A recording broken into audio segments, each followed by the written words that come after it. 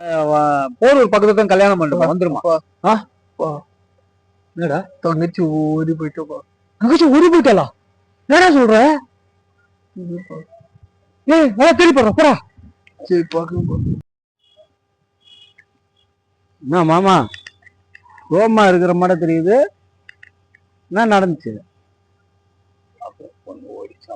பொண்ணு ஓடிடுச்சா? நான் அப்பயே படிச்சு சொன்னேன்னா இப்ப என்ன சொன்னீங்க? வசதி தான், பொருள் வசதி, நகை நட்டு பொண்ணு நல்ல இடத்துல கட்டி கொடுக்கணும். கடைசியில அவ என்ன பண்ணா?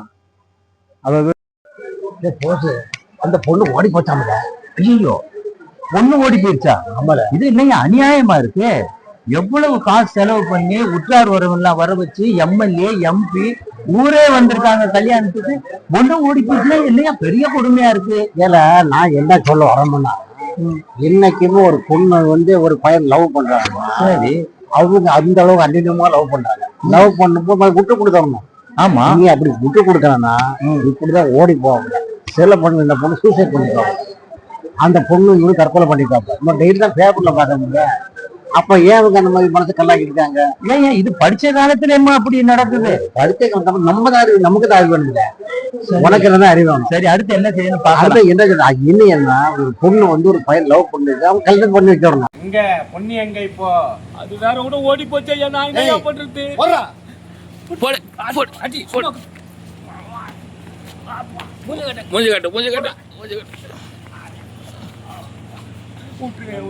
பொண்ணு எங்க இப்போ?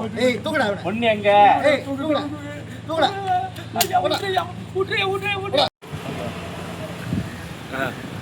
எங்க வச்சிருக்க? எங்க வச்சிருக்க?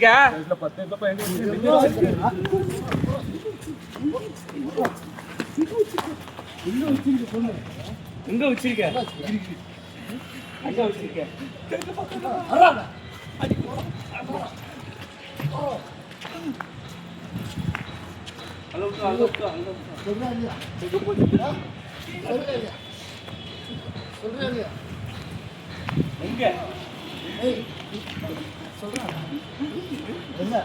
எங்க பொண்ணுங்க? எங்க பொண்ணுங்க?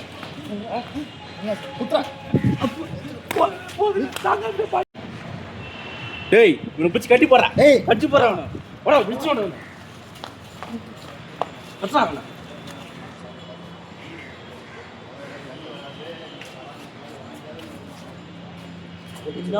ஒண்ணு காட்டிக்கிற வரையும் நீங்க ஓகே.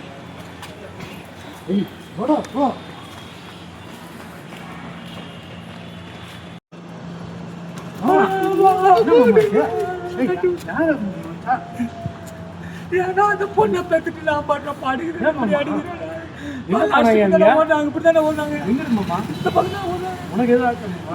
என்ன ஆச்சா? பேண்டேஜ் ஆச்சா? போச்சுடா. பாத்துக்கலாம் மாமா, நீங்க ஏன்னா பார்க்கணும்.